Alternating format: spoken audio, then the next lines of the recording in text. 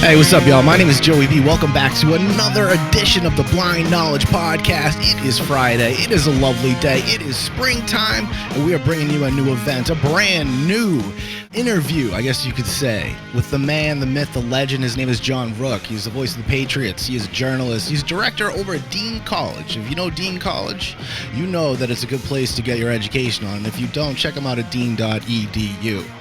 A little bit about me. I own and operate Blind Knowledge. BlindKnowledge.com is the spot. That's hot. We have podcasts, live streaming, videos. We have a blog coming on the way. We have 19 active podcasts and 2 more being added today. So if you want to check us out at BlindKnowledge.com, please do. And enough about me and more on to the man, the myth, and again, the legend. This guy, I look up to John Rooke a lot because I'm a huge New England Patriots fan. I used to go as a kid with my grandfather, and now we get to learn more about him. So I'm going to bring him on right now. Mr. Rooke, welcome to the show. Hey, Joe, thanks for having me. I appreciate it. Hey, thank you for taking the time. It's Sure. It's a big plus. It's a big plus for everybody, and we're gonna figure out who the dude is under the cap. I got to ask you this right off the bat. How did you get the gig to be the voice of the Patriots? I don't think it's anything special, but the true story is that it was this was back in like 91, I think. I was actually had just been laid off from a TV job, and so I was working as a crowd host, if you will. Chuck Wilson was a longtime sports talk radio host in New England, and he was doing a live broadcast of his radio show on WPRO in Providence, and the guys at PRO who had hired me already the previous year, 2 years previous to that, as the radio voice of the Providence Friar basketball team. And they knew that, I'm looking for extra things to do. And they said, hey, why don't you come out and host the show that Chuck is doing, because it's a live broadcast. And, and that way during the commercial breaks or in commercial breaks, you can, do trivia with the fans, you can interact, whatever. Just come out and we'll pay you to do it, right? And I'm like, okay, cool. I wanted something to do, so it kept me active. And it just so happened in the audience that night were 3 marketing executives for the Patriots. After the show was over, they pulled me aside and introduced themselves. And they had known that I had covered the Patriots because I had worked at what is now the CBS affiliate in Providence. And they said, so have you ever done public speaking? And I said, well, yeah, I actually done quite a bit. And I had actually done some public address work for a season in the NBA before that. And they said, well, we love how you project and love how you interact with the fans. And so we're actually looking for a new stadium voice, new public address announcer for Gillette Stadium. Not for Gillette, excuse me. This would have been 91. So this would have still been old Foxborough Stadium. Yeah, with the metal benches. Yeah. Oh, boy. Yeah. You remember those, right? Oh, and yeah. so so they said, so we're going to be auditioning. We're going to do auditions, right? But we want to make sure that you're a part of the audition because we really like you. Wink, wink, nudge, nudge. Right, one of those. And so I said, I'm flattered. Sure, I'd be happy to do whatever you want me to do. So for an exhibition game, preseason game that year, they had me come in, and I think there were 3 other candidates at the time. We all did a quarter of the game, right? And so I got to do the quarter, and then the next week they contacted me and said, you're the guy. You're the one we want. And so I got it for, I think, starting in the 92 season. So I've been doing it for 31 years. Next year will be year 32 for me. 92, that's just before Drew came. Drew Bledsoe, right? Right. Yeah, absolutely. I was there actually before the Crafts bought the team. Oh, wow. I was there for all of it, but I was there as well for, Bill Parcells' arrival and, all that stuff, which was really an amazing time to see, what previously had been a moribund franchise develop. But the change, and the attitude around the entire franchise changed dramatically when Dwayne Charles Parcells arrived as head coach at that time. Dwayne Charles. Yep. Interesting factoid there. Yeah. The tuna himself. And so how long did you actually have that specific gig as PA? I've still got it. You still have it? Okay. I wasn't sure about that. I wasn't sure if you were still going into this season being the PA announcer. Okay. Yes. This will be year 32 for me. 32. Wow. Mhm. Yeah, I mean, just the fact that you have that gig and are able to, like, that's just such a dream gig for anybody, not just a fan, but I think anybody that gets into voice acting, into audio, even like a musician would love Yeah. that kind of gig. So, man, I look up to you for that one. That's awesome. And I got to ask you this. So how has your career gone since then? Like, what have you done to turn that opportunity into new opportunities? How did your road kind of pave itself? Bumpy. Wicked bumpy. But Okay. that's Joe. That's just the nature of the beast. In the broadcast business, anybody who's spent any time in and around it knows that it ebbs and flows. There are bumps in the road. There are really great times, and there are really down times. There are times when you've got more work than you can shake a stick at, and then there are times when you're looking for work. Sure. So that's just kind of the nature of the beast, and you have to be able to stick through it and kind of ride through those bumpy times in order to be able to make a career out of it. And I'm very fortunate that I've been doing this as a paid professional now for almost 47 years. That's a And lifetime. yeah, I started when I was 3 years old. So Wow. no, So- no, not really. I started as a teenager in this business, right. and in the journalism business. And my first on air job was when I was 19.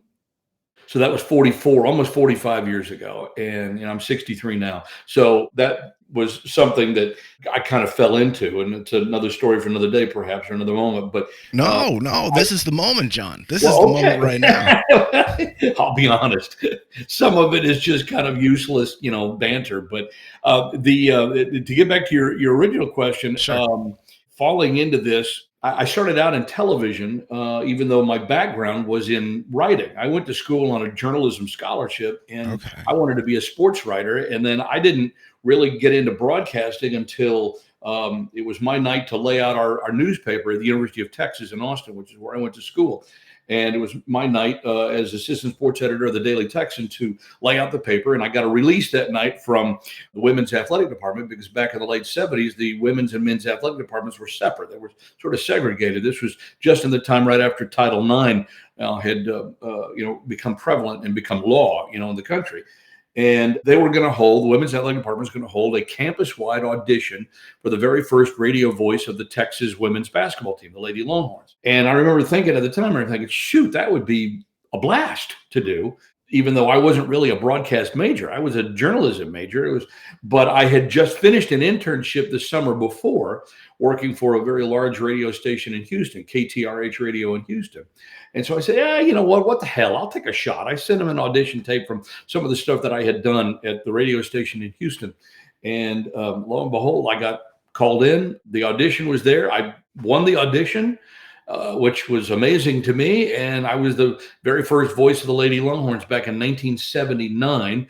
And they were preseason ranked #1 in the nation that year. Oh, wow. So, Wow. yeah, and they ended up winning their first national title. It was after I graduated. They won their first national title in '86, I think it was, under Coach Conrad, who is a basketball Hall of Famer now. But that's how it really all started, to be honest with you, and that's what got Wow. me into broadcasting. And then mostly, I moved into television from radio after that. After I got out of school, And working that's a whole for different game too. yeah, You're going well, from it audio is. But to that's what visual. when I got that job doing the radio.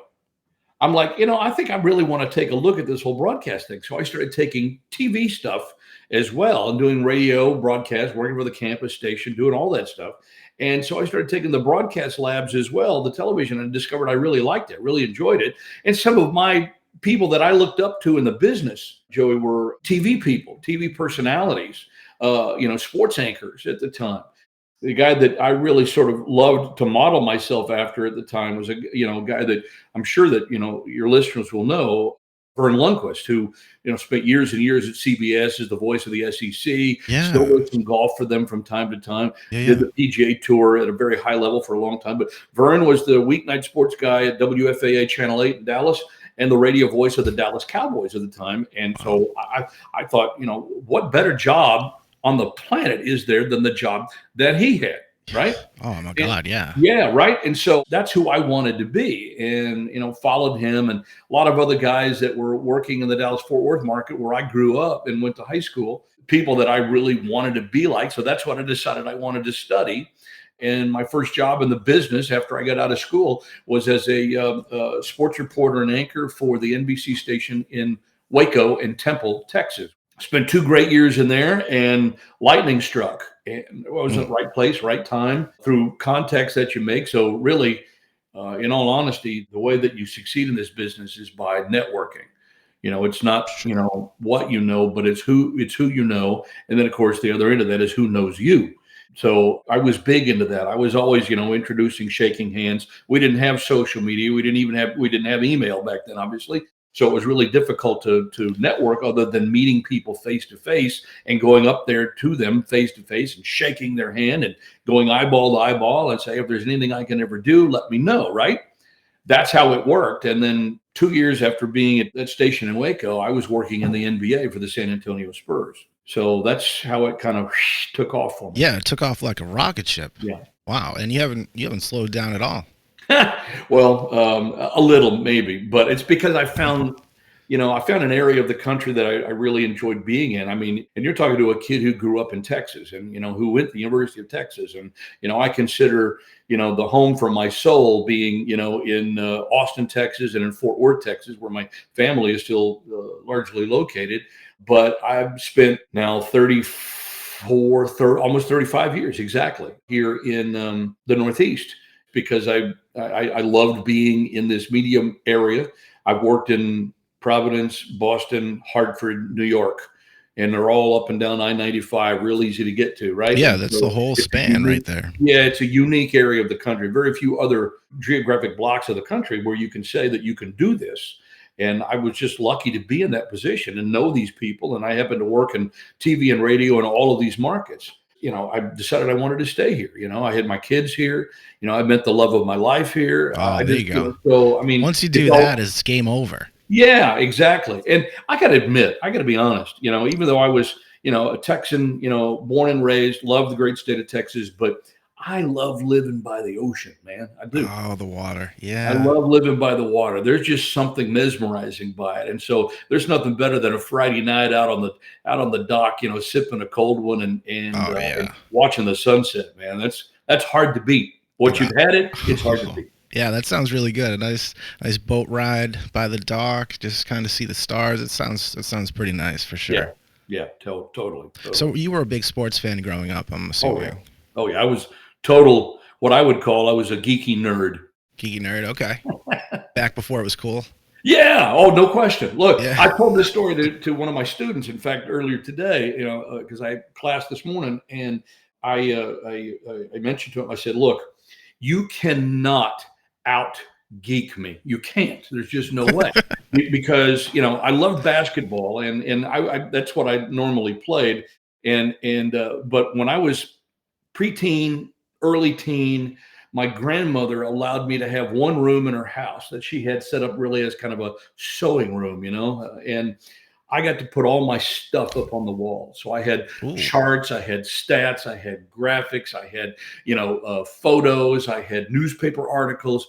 It was crazy, and it was like I was playing, the part of the Princeton professor in A Beautiful Mind. I had all this stuff, that was up on the walls, Sure. and that's how I nerded out. Right And, on. and and so she let me do this, and she nurtured that. And so I give my grandmother a lot of credit for allowing me to do that, to allow me to be a geek and to feel good about myself.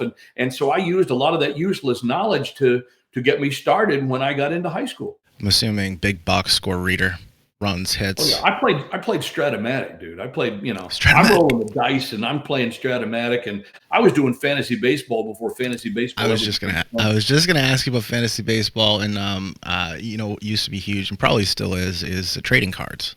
Oh my God. Yes. And when I finally figured out that they were better off being not being in the spokes of my bicycle, Yeah. okay, When I figured out that, you know what, these might be worth something someday, I immediately took them out of the spokes and started learning how to preserve them. And the funny thing about it is that my younger brother, actually spent a number of years in the sports collectible business. Oh, And wow. one of his business partners, about a decade and a half, maybe 2 decades ago, was Bobby Valentine. Wow. They Small first met world. and became business partners when Bobby Valentine was actually managing the Texas Rangers. Okay. And Okay. so, yeah, and so I had a bunch of those cards that we kept, and I gave off to him, and he was able to make some decent profit off at the time. And my wife right now, she's got a hidden stash, believe it or not, of baseball cards, of which, oh gosh, she's probably got a dozen or more that she could probably get rid of for 3 figures a card, easy. Wow. We'll have to check the Beckett. Right? Jeez. And if we ever take the time to do that and actually get the cards rated, then I think that, they would probably actually be worth some good money. So fortunately for me, I married a big baseball fan and a big baseball card collector. So that helps. That's fair. And being intertwined in the New England Patriots, you must get a chance to go, mingle with some of the Sox and the upper echelon of the Sox, or the players. Do you ever go over to Fenway just to kind of see the game, or? Yeah, we go to a few games a year. I don't really, mingle so much with players, only because as a member of the media, that's just sort of verboten. I mean, Oh, because that's a because good we have point. access, we have access that, people don't usually get. When you're a member of the credentialed media, I mean, have I become friendly with some guys over the years? Absolutely. Yeah, absolutely. I But can. there's a line. Yeah, I mean, there's a line that you have to draw between, being a friend and being professional. And so Sure. you have what we call, working professional relationships, which, where you can be friendly, but, do we go out and bust beers together? Do we, have dinner at each other's house? No, no, no, we don't do that. Okay. We certainly don't ask for autographs. I've never, asked for anybody for, a photo either. Of course, nowadays it's easy, right, with these to get selfies and things like that. But Right. you just don't do that, because you're in a position that could put them at a disadvantage, because they feel like, well, they're being a jerk if they don't say something to you, and yet you're in a position that people don't normally get. So I've never ever taken advantage of that, and I think most media people feel the same way. Yeah. Smart. Don't burst the bubble. Right. Yeah, you don't ever want to put yourself in a position where you have to be critical of someone's performance after, hey, they just took the time to pose for a picture and give you an autograph. Now, how awkward is that going to be? And plus, that erodes your credibility as a member of the media. I mean, Mhm. because if you're buddy buddy with someone, you can't do your job. And if you can't Yeah. do You the can't be job very that you need to objective. do, how are you going to have any credibility with your audience, your Right. readership, your listenership, right? Right. Yeah. You wouldn't be able to give them the whole, Nope. the story. You'd Nope. be, it'd be mixed. So we draw the line on that one, and so that's sort of the penance you pay for being relatively close to these guys. I mean, I could tell you stories, many stories of occasions where I walk up and down the hallways at Gillette, and I'm bumping fists with Tom Brady, or I'm stopping and talking for a moment to Bill Belichick or whomever, and they don't really know me from Adam, but they know I hang around there a lot, so they always stop, with a familiar face or a familiar voice in my case, and then you Yeah. move on and you got to do your thing. So John, you have a pretty cool role over at Dean College, where you're a director of. Well, what's your actual title over there? it's So we don't. it's kind of unwieldy. So I'm glad you It's asked. long. Yeah, Yeah, I didn't want to I mess don't it up. remember it either Yeah. sometimes. Uh, I'm director of the Center for Business Entertainment and Sport Management, Very and cool. Dean was kind enough to bring me in. I'd spent the previous 10 years, first 10 years of my teaching career at Emerson College in Boston, which Oh, is great school. well known for communications arts, right? Yeah, great school. Yeah, and so Dean brought me in 2015 to head up this Center for Business Entertainment and Sport Management, and Yeah. that really is because we have sport management, we have sports marketing, and we have communications and sports broadcasting all as majors, which is a little unusual because Dean is a very small liberal arts school. If you don't know anything about it, we've only got 1,200 undergraduate students Right. located in little bucolic Franklin, Massachusetts, which Lovely Franklin. Yeah. lovely Franklin. It's just across the border, northern Rhode Island, from like Woonsocket, Rhode Island. If you're looking for a geographic, location here, Franklin is right on the T, coming out of Boston, heading westward. So it's a great little town. The campus is beautiful. It's what you would consider, if you think quintessential New England liberal arts college, red brick, ivy, right? Yeah. Yeah. That's what it is. And it's a gorgeous little school. And 8 years ago or so, they made 10 years ago, actually, is when it first started. They made the decision that we want to get into sports. Hmm. We want to teach sports because the business of sports has grown exponentially, not only in this country, but all over the world, as we all know. It's a multi-billion-dollar industry. Now, 30 or 40 years ago, sports was an afterthought. Sports, you could make a little money, but most business people looked at sports with somewhat of a bemused attitude and just kind of like, we're not going to take it seriously. It's kind of like sports was considered the toy department of life, right? Hmm. Hey, okay, well, it's just sports, right? But people realize now that you can make serious quid in the sports world. Serious. I mean, Sure. millions, billions of dollars. I mean, It's a huge industry. what do you think college athletes now are getting paid through, name, image, and likeness money? They're a millionaire college athletes right now. It's amazing. There's just more money than anybody is really aware of. And so Dean wanted to teach this. There are jobs out here in this professional industry. There are jobs here where people can actually do quite well in the sports industry through marketing, through promotions, through communications, through management, through coaching, through scouting, through athletic training, through so many different aspects of sports. Dean did this, and they approached the Patriots, and they're like, how could we work together? How could we help you, build your own workforce? And the Kraft family, to their credit, man, they're like, that's a great idea. We should do that. And so they announced this partnership, a first of its kind academic partnership between a local school and an NFL franchise. We're the first NFL team to do this, right? And first school to do this with an NFL team. And then they hired me soon thereafter to manage this partnership, this relationship. And so it's all about creating our opportunities for our students who come to Dean, who want to work and learn in any of these particular industries. Of course, we open up our academic partnerships to a lot of other entities as well.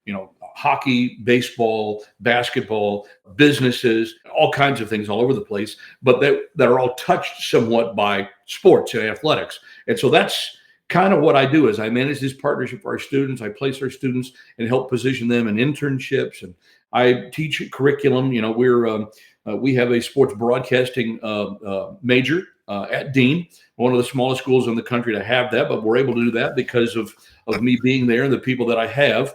So my goal has been to make Dean College in Franklin, Massachusetts, a small school version, really, of some of those powerhouses that are out there, like Go Bulldogs, Northwestern and Missouri and Syracuse, and in some of the big time schools that are out there. In my own alma mater, Texas, all of these are all large schools. But why can't the small school do it? Largely because a small school, as I'm sure you're aware, Joe, a small school sometimes doesn't have the personnel or the infrastructure in place in order to be able to sustain a program like that. Mm-hmm.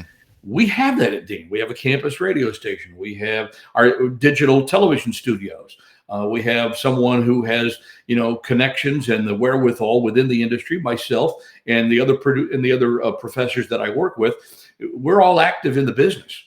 We're all still active in the business. So I can't think of a school right now that has more street cred, really, in terms of people who are actively working in the business than what we have at Dean.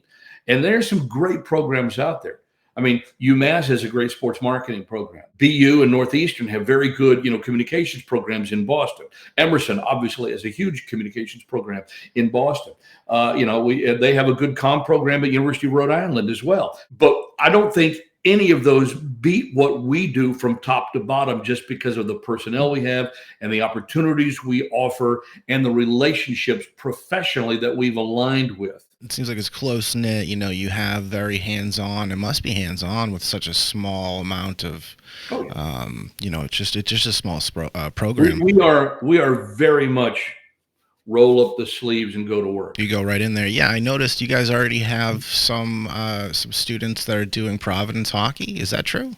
Yeah. We have. Wow. I have students on Friday nights who call hockey for the Providence Bruins in the American Hockey League. And for those that aren't aware, the Providence Bruins are the AHL affiliate for the Boston Bruins. It's like AAA baseball. Yeah, right. It's AAA hockey. And I have students that call games on Friday nights. Yeah. So, they train, they study, they work at it. And, we're not going to, put students out there that can't do the job. But I've got 2 or 3 kids they could go to work in the pros tomorrow. They're ready to roll. And that's what our students do all the work. Our students, they do all of our, we have, we're an NCAA Division III athletic department. So our students call football, basketball, baseball, softball, lacrosse, field hockey, soccer, everything, and hockey. Even though we don't have a hockey program at Dean, we align ourselves because we have a lot of students who either played hockey, who are interested in hockey because, hey, we're in the Northeast, right? And so we have aligned ourselves with several, junior programs as well, in addition to the AHL Providence Bruins. And our students are getting hockey play-by-play experience all over the place. So it's working out real well. Well, it's exciting stuff. And now, how hands-on are you? Are you an actual professor there as well? Mm-hmm. Or do you have like actual alternate professors comes in or special guests? All of the above. I run the sports broadcasting program at Dean. So we have right now, again, you're talking about, about 11 to 1,200 undergraduate students at Dean. Our communications program has about 10% of those. And out of that 10%, we've got between 50 and 60 sports broadcasting majors. So we've got, some burgeoning, Joe Bucks, and they're some women and men in the bullpen. Ready to go. Yes, we do. And, and these kids are all, out in the summertime working in summer baseball programs. I just, one of my former students just got a job as the play-by-play voice of the minor league baseball team in High Point, North Carolina. Well, that's great. It sounds like a great opportunity for the students as well. I want to swing back over more to your career just so we can learn a little bit more and hopefully inspire some of these students of yours. Wink, wink, nudge, nudge. Maybe they'll check us out right here on the Blind Knowledge Podcast. Shout out to you guys over there at Dean College. But can you give us, I don't know, maybe 2 or 3 really spectacular highlight moments within your career? Sure. Well, first of all, I'm very lucky to work for an organization that's won 6 Super Bowls. So in my time, I've actually hosted and been at the mic for 8 AFC championship games. And 7 of those we've won. So each of those have been, signature moments for me. I was just mentioning, in fact, one of the first ones that I did back when the Patriots, 2001, 2002, so it would have been 2002. So it would have been the first year at Gillette Stadium for the season opener that year, when, you play the Thursday night game, right? Sir Elton John was the musical guest at Gillette. He made the appearance there. And I believe the game we were broadcasting on, I want to say it was on ABC. I can't remember at the time if it was an ABC game, ESPN ABC game. So wait, they got Elton John up in the air with his piano? He's up on above he's above the end zone, overlooking where the Optum Club is now, if you know anything about Gillette. Yeah. And all the spotlights are on. And so I had to wait for a cue from ABC. And so I'm going live to a worldwide audience introducing Sir Elton John. And I got to admit, cool. That still gives me chills thinking that I got a chance to do that. And that's the kind of stuff I was wondering and hoping for with this question, because that is like a life-changing highlight moment, whether you are a sports broadcaster, a journalist, or just a person in general doing whatever, picking up trash. If you're able to see a highlight moment like that, that is huge. All right, give me another one, John. What else we got here? Well, that moment actually led me to, getting other voiceover work, with NBC, with ESPN, with several other entities. So that was a perk in itself, just because, you're working with cues, you're working with producers, and like, hey, you sound good. I got a project that you might be interested in. And so that kind of started, some voiceover stuff. And that's something that I'll probably try to look to do a little bit more of when I'm trying to get into that world myself. Broadcasting and teaching, because you can kind of do it almost a little bit on your own time, or at least more so on your own time. As a broadcaster, for Providence College in the Big East, it's, major college, high major Division I basketball. I'd have to say that the Friars winning Big East championships and the team being in the NCAA tournament, those are all signature moments. When I was a younger man, in fact, it was my first year as an announcer for the San Antonio Spurs in the NBA. I'm all of 23 years old when I got this job, but it was a good, right place, right time. Took advantage of it, and it was the night that the Spurs clinched the Midwest Division Championship. So it was my first taste of winning a title. And this, for the Spurs, if you know anything about, the Spurs or the NBA back in that early 80s timeframe, they were already successful, but they were winning division titles. They were getting to the conference finals, and they couldn't beat the Lakers. Mm-hmm. Couldn't beat the Lakers. Now, the Spurs have actually ended up, they've won, 4 NBA championships, I think, since that point in time, but that was well after, unfortunately, I left the team and moved up to the Northeast. But they were becoming old hat at that. So it wasn't any big deal. They were trying to treat it as, hey, been there, done that, right? So I went into the locker room right after I got off the air. And because one of the marketing guys said, hey, I need you in the locker room. Could you come in and help me out with something? I'm like, sure, because back then, you helped out everywhere. It was really a mom and pop shop, the way that they ran things. But I enjoyed it because I learned so much about how a professional franchise is run, right? And so I go into the locker room, and George Gervin, the Iceman himself, he's sitting, he's standing right there in his locker. I think there was no celebration. There wasn't any stuff. There was no thing. These guys were they were pros. And I was so in awe of that. And my buddy was standing next to Ice. So Ice is sitting there, and and so I said, hey, congratulations, Ice. And so he says, you want a picture? Well, let me see now. Do I want a picture? That's a loaded question. But I said, I shouldn't be doing this. He's like, you work for the team. So Jim, my buddy, the marketing guy, he has the camera in hand already, and I'm sensing a setup because I see guys start to hover around where we're doing, the photo. And so Ice and I are taking this picture, and I'm, shaking him with the soul brother handshake, right? And then as soon as Jim snaps it, he goes, okay, we're good. Immediately, boom, guys start jumping and yelling, and I get doused with champagne and beer, and that's when the celebration starts. Sure. Wow. And I and of course I'm wearing a tie and a blazer. And of course, you didn't have a poncho on? Oh, I had my my work clothes on because I had just gotten off the television broadcast. I was doing the cable TV coverage of the Spurs when they clinched the Midwest Division title that night. And so it was a setup. They just said, hey, let me call the rookie in here, because I was the rookie to everybody, and I'm always the rookie with a last name like I got, right? And they set it up for me, and it was one of the most memorable moments I will ever have. That I got doused with beer and champagne by the Spurs when they won the Midwest Division title in 1983. Wow, that's pretty cool. Yeah, pretty cool. And even through a moment like that, you still go to celebrations even to this day. You try to act like you've been there, Yes. And that's and I think that's the way that you should do it. But it never gets old.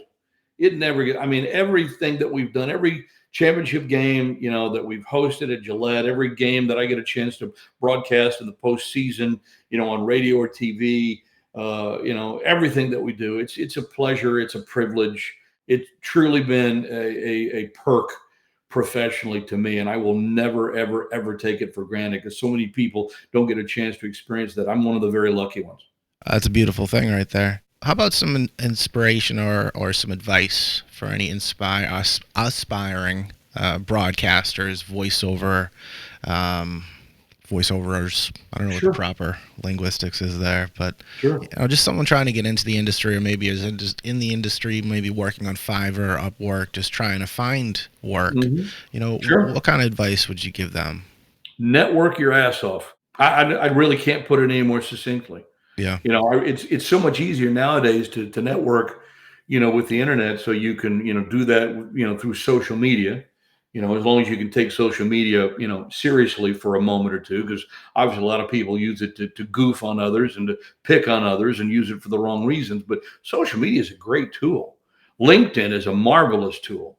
So I try to connect with as many people. I usually don't turn down requests on LinkedIn, even if I don't know people, because I know people want to make professional connections. And you just don't know when you might be able to use somebody yourself. You don't know when you might be able to connect with somebody that might be able to help you. And I find that people like to connect. Yeah. So, LinkedIn is great. And then, I use Twitter professionally.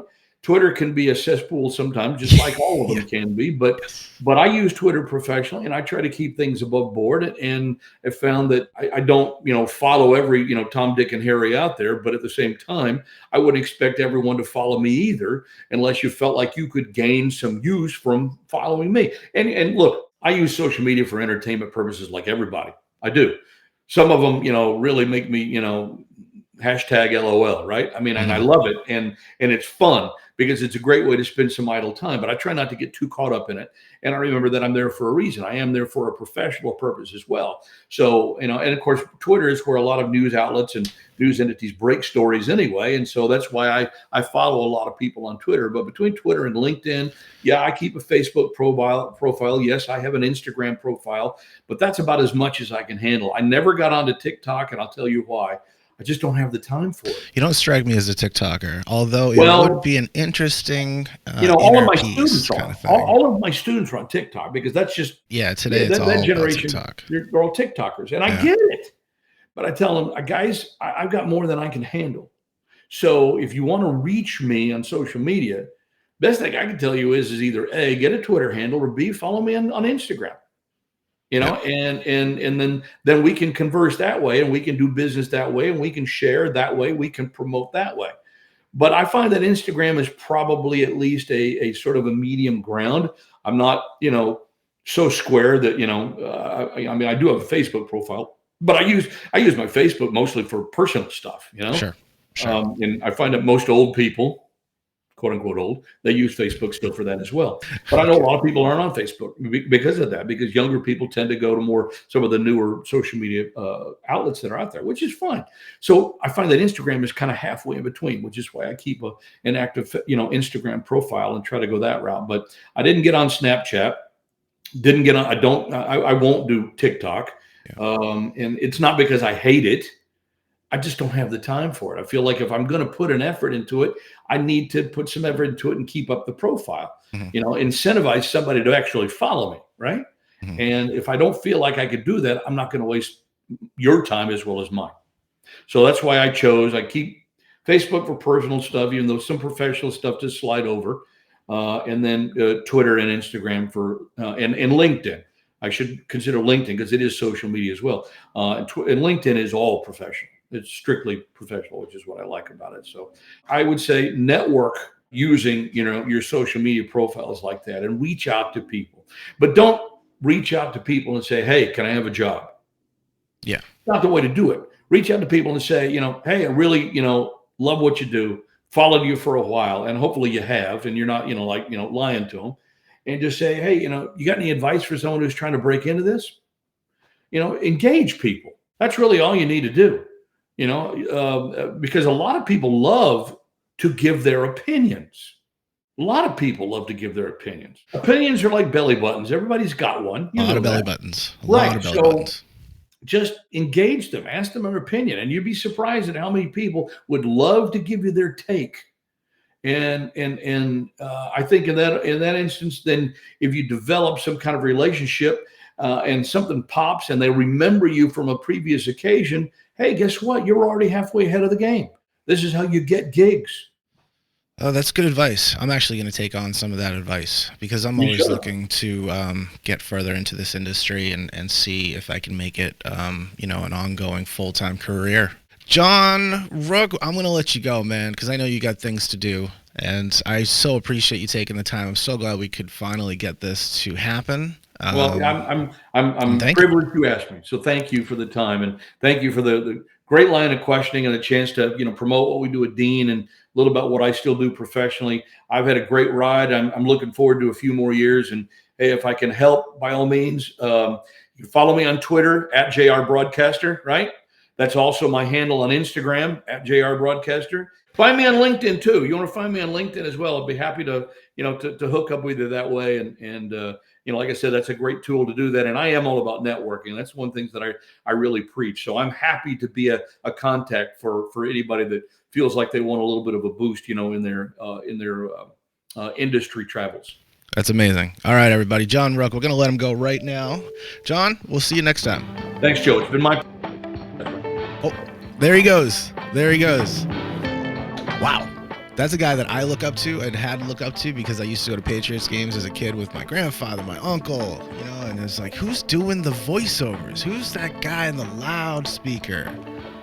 For another Patriots first down, that was John Rooke, man. He's a broadcaster. He's the voice of Patriots. He's a journalist. He's an all-around good fellow, and he's over at Dean College, too. Check out Dean College if you look to get into broadcasting. This has been another edition, another episode, another groovy time here on the Blind Knowledge Podcast. Check us out over at blindknowledge.com. My name is Joey B. I am going to go. Check you next time.